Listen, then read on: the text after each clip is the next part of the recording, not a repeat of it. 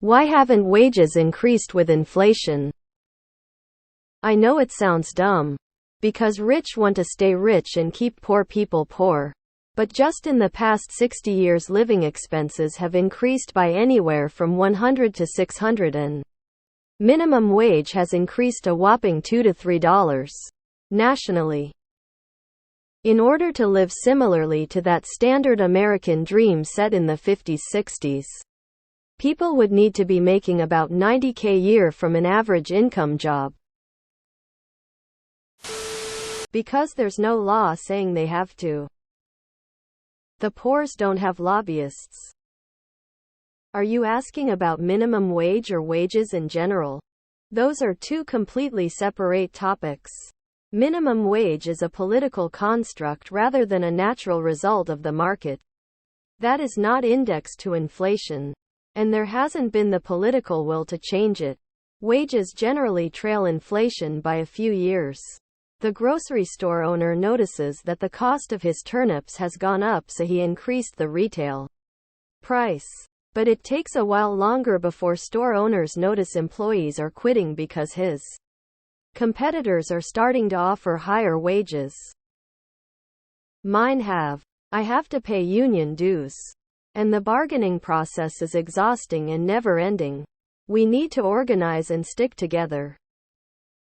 I think they are systematically thinning out the middle class. If thousands of people lost their jobs and their homes every year, we would never hear about it.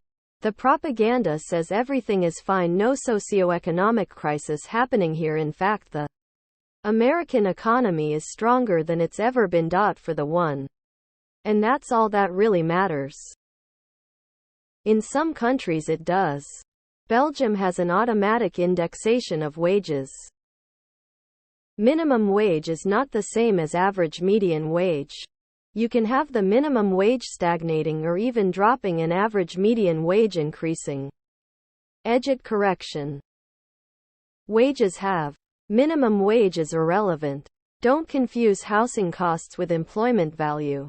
They are not directly correlated. Housing costs more today because years ago the government intervened and interfered with the market. Today, we're millions of housing starts behind on the development side. And none of those are cheap. Housing costs are at their lowest when developers compete with each other for buyers.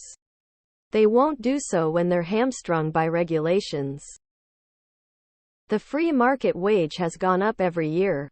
McDonald's, Walmart, etc. all start around $10-12 an hour. Because trickle down didn't.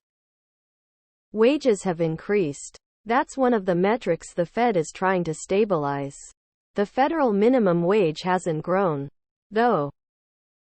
Minimum wage is not the same as average median wage. You can have the minimum wage stagnating or even dropping and average minimum wage increasing. The premise that rich people want to keep poor people poor is economic and political nonsense. The premise is simply not borne out by the facts. The dirty truth is that it's because of immigration. You don't let in an infinity workforce from the third world and expect anything else. I'm a software engineer. I make $2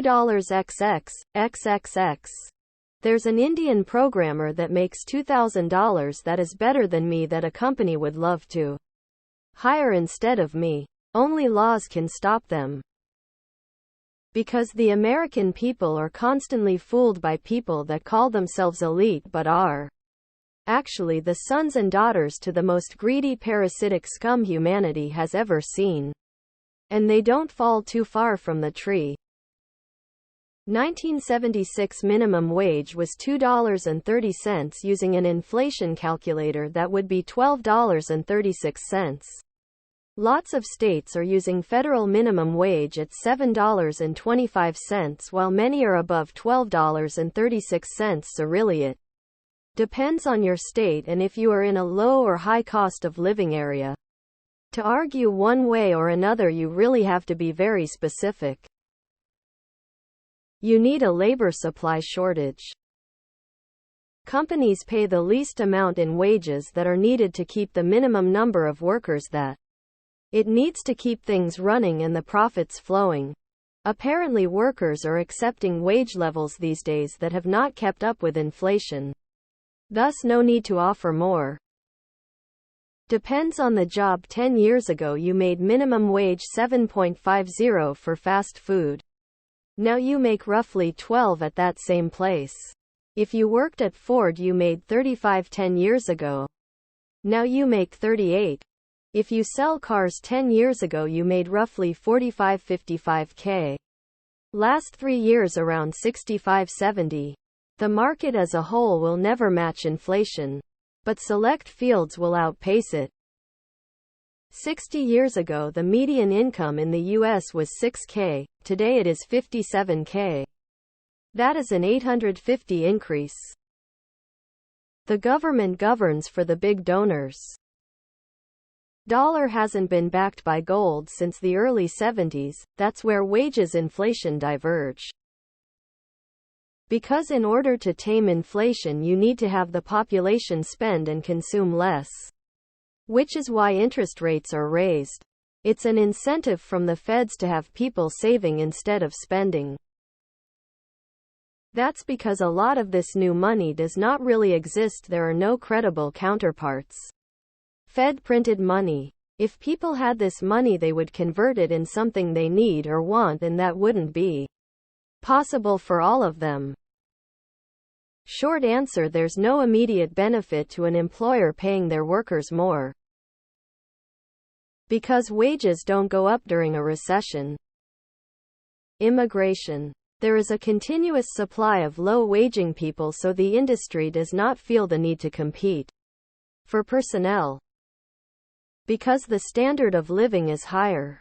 If you want to give up internet, your car, computers, healthcare, etc., and live like people in the 50s did, you could do so with ease.